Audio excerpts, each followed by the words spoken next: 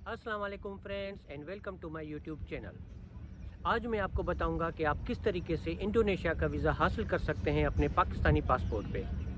मैंने तैयार की है आपके लिए step by step full visa guide, जिसकी मदद से आप आसानी से इंडोनेशिया का वीज़ा हासिल कर सकेंगे अपने पाकिस्तानी पासपोर्ट पे। मैं आपको लेके चलूँगा अपने कंप्यूटर की स्क्रीन की तरफ, जहाँ पे मैं आपको स्टेप बाय स्टेप समझाऊँगा कि किस तरीके से आप इंडोनेशिया का वीज़ा हासिल कर सकते हैं। तो आइए चलते हैं मेरे कंप्यूटर की स्क्रीन की तरफ। वेलकम टू माय कंप्यूटर से स्क्रीन। इस वेबसाइट का लिंक जो है आपकी स्क्रीन पे आपको नज़र आ रहा होगा। अगर आप चाहें तो इस वेबसाइट को अपने कंप्यूटर के ब्राउज़र या मोबाइल के ब्राउज़र में ओपन कर सकते हैं। अदरवाइज़ मैं आपको एक्सप्लेन कर देता हूं कि आप किस तरीके से इंडोनेशिया का वीज़ा हासिल कर सकते हैं। इस वेबसाइट को स्क्रॉल करके हम नीचे आ जाएंगे तो यहाँ पे आपको नज़र आ रहा होगा इंडोनेशिया वीज़ा गाइड, और हम यहाँ पे क्लिक कर देंगे। ये आपके सामने ओपन हो गया इंडोनेशिया वीज़ा गाइड का पेज। यहाँ पे आपको बताया गया है कि इंडोनेशिया का वीज़ा आप कहाँ से हासिल कर सकते हैं। इंडोनेशिया का वीज़ा आप इंडोनेशिया के कॉन्सुलेट या इंडोनेशिया की एम्बेसी से हासिल कर सकते हैं।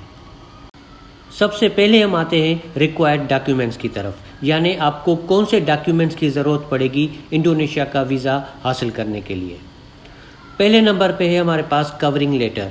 ये एक रिक्वेस्ट लेटर भी होता है, जिसको हम कवरिंग लेटर भी बोलते हैं और रिक्वेस्ट लेटर भी बोलते हैं, जिसमें आप रिक्वेस्ट करते हैं एम्बेसी को या कॉन्सुलेट को कि आपको एक वीज़ा जारी किया जाए, क्योंकि आप उनका कंट्री विज़िट करना चाहते हैं। उसके बाद है वीज़ा एप्लीकेशन फॉर्म। इसका लिंक यहाँ पे दिया हुआ है, डाउनलोड फॉर्म। आप ये फॉर्म यहाँ से भी डाउनलोड कर सकते हैं। अदरवाइज़ अगर आप कॉन्सुलेट या एम्बेसी विज़िट करें तो वहाँ से भी ये फॉर्म आपको मिल सकता है। उसके बाद है फ़ोटोग्राफ्स। आपको 2 recent colour passport size photographs चाहिए होंगे।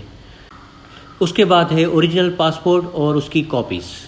आपका ओरिजिनल पासपोर्ट जिसकी वैलिडिटी कम से कम 6 महीने होनी चाहिए और उसके अंदर कम से कम 2 खाली पेजेस होने चाहिए।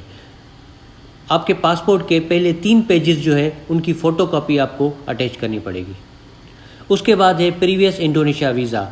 अगर आप पहले इंडोनेशिया विज़िट कर चुके हैं तो पहले आपको जो वीज़ा इशू किया गया था उसकी फ़ोटोकॉपी आपको अटैच करनी पड़ेगी अपनी वीज़ा एप्लीकेशन के साथ। उसके बाद है लेटर फ्रॉम एम्प्लॉयर, जिसको हम सैलरी सर्टिफिकेट भी कहते हैं और एम्प्लॉयमेंट लेटर भी कहते हैं। ये जहां आप जॉब करते हैं ये आपको वहां से मिलेगा, और जिसमें मेंशन किया हुआ होता है कि आपकी पोजीशन क्या है और आपकी सैलरी कितनी है और आप कब से वहां पे काम कर रहे हैं। उसके बाद है जी बैंक स्टेटमेंट और अकाउंट मेंटेनेंस सर्टिफिकेट। आपको आखिरी 6 महीने की बैंक स्टेटमेंट चाहिए होगी अकाउंट मेंटेनेंस सर्टिफिकेट के साथ। अगर आप टूरिस्ट वीज़ा पे जा रहे हैं, एज अ टूरिस्ट पर्पज़ के लिए जा रहे हैं, तो आपके अकाउंट में कम से कम $1500 होने चाहिए।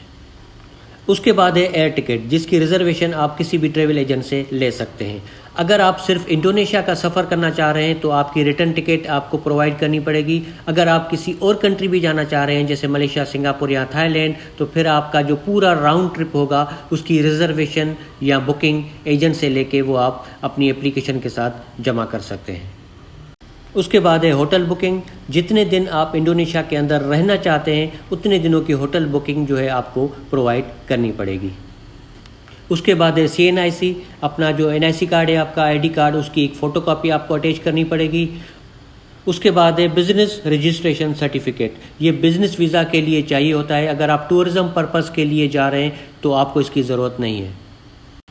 उसके बाद आखिर में है इनविटेशन लेटर। ये लाजमी नहीं होता टूरिज़्म पर्पज़ के लिए, मगर आप अगर किसी और पर्पज़ के लिए जा रहे हैं, बिज़नेस पर्पज़ के लिए या किसी और पर्पज़ के लिए, तो अगर आपके पास इनविटेशन लेटर है और जिसने आपको इनविटेशन जारी किया है उसकी ID कार्ड की कॉपी या पासपोर्ट कॉपी के साथ आपको इनविटेशन लेटर भी जो है अपनी वीज़ा एप्लीकेशन के साथ देना पड़ेगा। ये थे रिक्वायर्ड डॉक्यूमेंट्स। मगर एक चीज़ आप याद रखिएगा कि ये सारे पेजेस जो होंगे ये A4 पेपर के साइज़ पे होंगे। चाहे आपका NIC कार्ड ही क्यों ना हो, वो A4 पेपर के साइज़ पे आपको देना पड़ेगा। और जब आप वीज़ा के लिए अप्लाई करें तो कम से कम 2 हफ्ते पहले अप्लाई करें अपनी फ़्लाइट से। उसके बाद है जी वीज़ा फ़ीस और प्रोसेसिंग टाइम। अगर आप सिंगल एंट्री वीज़ा लेना चाह रहे हैं तो उसकी फ़ीस है $50। अगर आप मल्टीपल एंट्री वीज़ा लेना चाह रहे हैं तो उसकी फ़ीस है $110 और प्रोसेसिंग टाइम है 5 वर्किंग डेज़। उसके बाद यहाँ पे डिटेल्स दी गई हैं इंडोनेशिया एम्बेसी इस्लामाबाद और इंडोनेशिया कॉन्सुलेट कराची।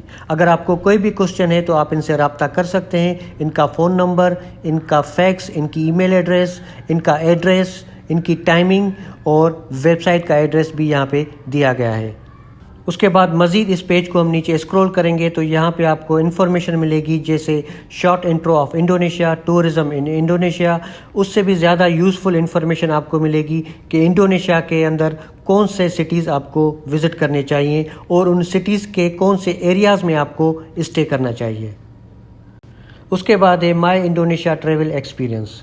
मैं जब इंडोनेशिया गया था तो मेरा ट्रैवल एक्सपीरियंस कैसा रहा, अगर आप ये चाहें तो यहाँ पे रीड कर सकते हैं।